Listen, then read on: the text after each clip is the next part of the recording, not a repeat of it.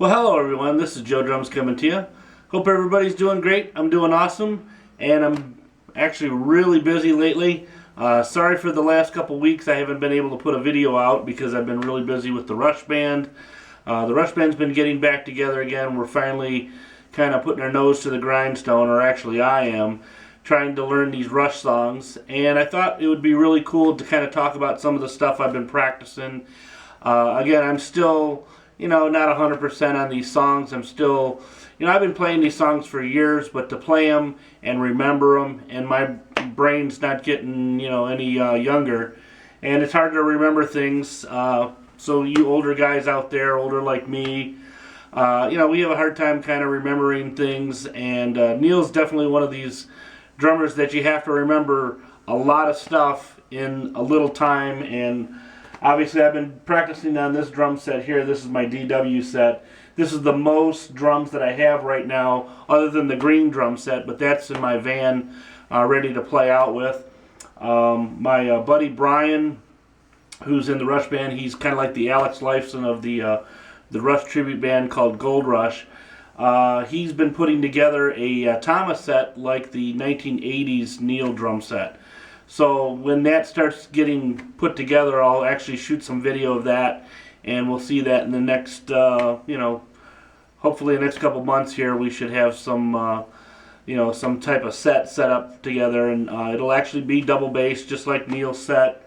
It's going to be really cool because I'll be able to practice on a set that I actually practice with the Rush Band, because he has another drum set that's set up over at his house, when we have, like, down by this where his recording studio is, and he has a set all set up there behind the glass and everything, and it's all mic'd up and everything ready to go, so we can record with it, we can practice on it, and it's exactly set up like the way Neal would have had his back in the 80s.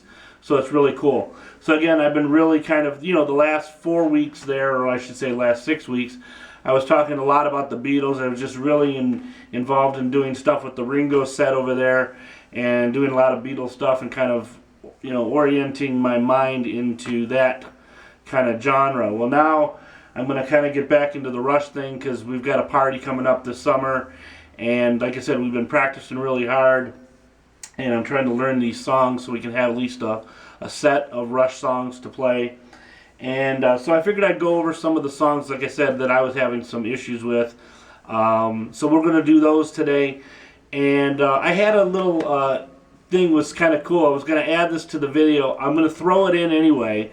But for the longest time during the 1980s concert, Exit Stage Left, there was, during one of the Rush songs they were playing, I think it was Xanadu, where Neal actually is playing drums, and during one of the parts where it gets ready to stop, it looked as though that he was flipping his stick up in the air. I'll grab my stick to kind of show you a demo of it, and flipping it up and actually throwing it back and having him come back, actually almost behind his back, and then coming back. It looked like he was bringing the stick back down. But when I slowed it down during editing of this actual video, I noticed that the stick, he almost caught it and he lost it. So I've got that footage of that concert, just that little clip I'm going to show you of him playing, and you can see in slow motion when I slowed it down, you could actually see he missed the stick, and then he went and grabbed another one down below, probably in a stick bag or something. I was kind of like, always geeked about that. It was like it looked so perfect in full motion, in regular speed, and then when I slowed it down, he was actually missing it. So I don't know if you guys, big Rush fans, if you guys noticed that at all. Put some comments in the comment box below, and let me know if you saw that before, if you knew that's exactly what happened. Because like I said, for a lot of years I thought that he actually caught the stick and came back down with it.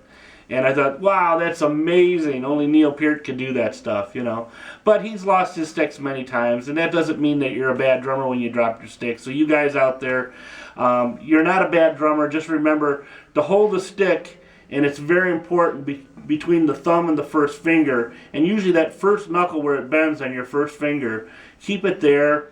Have the other 3 fingers just lightly go around the stick, and then play like that, and mostly have the stick open in your hand. You don't want it gripped really tight.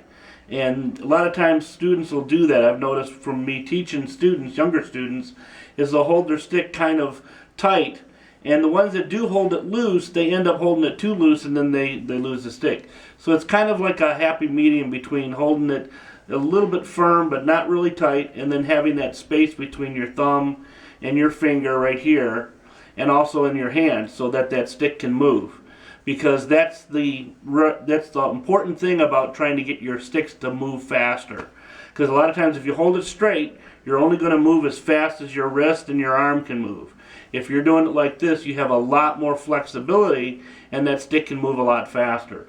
So you're going to see in some of these examples that I show in this video coming up, you'll see how fast I can actually move around the drum set, again, with this grip. So if you guys aren't used to it, be patient, practice with it. Just get a practice pad out and just do some rights and lefts and let that fluid of motion, again, you know, it's all fluid of motion with the sticks and the fingers in the hand as you're doing this. So again, that's so important for you young beginners out there, and even for you seasoned guys that have been playing. Maybe you've picked up the sticks wrong. You know, look at your hands, see how they're you know, the sticks being held in your hands.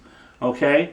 So if you guys have any questions about that, you know, I do have other videos on stick control and stick grip, so look those up. Again, if you still have more comments, you know, feel free to write me a line and let me know.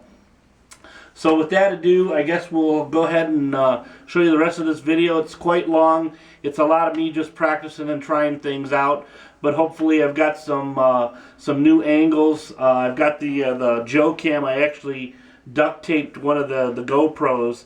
I could have went out and got a you know, a harness for it and stuff, but I ain't paying $50 to $100 for these things.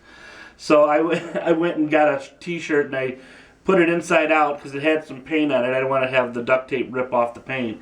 So I flipped the shirt inside out and I stuck a GoPro with kind of a necklace, kind of a camera necklace, and tied it to it, and then duct taped the GoPro to my chest. So I've got a new kind of an angle. So let me know how you guys like that as well.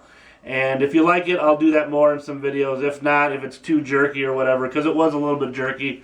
Again, sorry for that, but I didn't really have any other way to kind of give you the perspective of being me on the drums and what I do and where I go and how I play. So again, hope you guys like this video. Again, please like it, and you know, feel free to comment. Give me some great comments back. And I appreciate everything you guys do for me. Thanks for all the new subscribers. Thanks for liking all my other videos. And